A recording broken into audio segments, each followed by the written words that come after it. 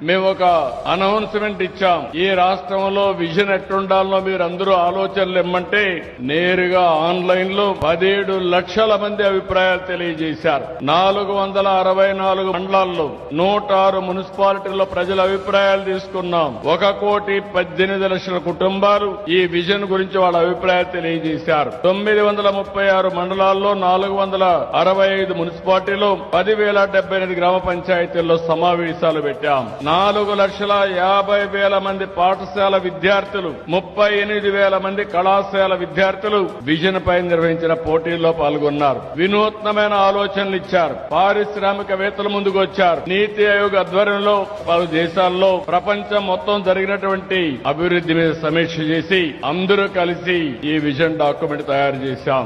నేను కూడా చాలా గంటలు కూర్చున్నాను. ఎందుకంటే ఒక విజన్ తయారు చేసేటప్పుడు దాన్ని అమలు చేసే బాధ్యత నా మీద ఉంది కాబట్టి దీన్ని కూడా అధ్యయనం చేసుకొని సాధ్యాలు చూసి ఎలాంటి వినూత్నమైనటువంటి కార్యక్రమాల ద్వారా ముందుకు పోతే ఇది సాధిస్తామని ఆలోచించి దీనికి రూపకల్పన చేశాం.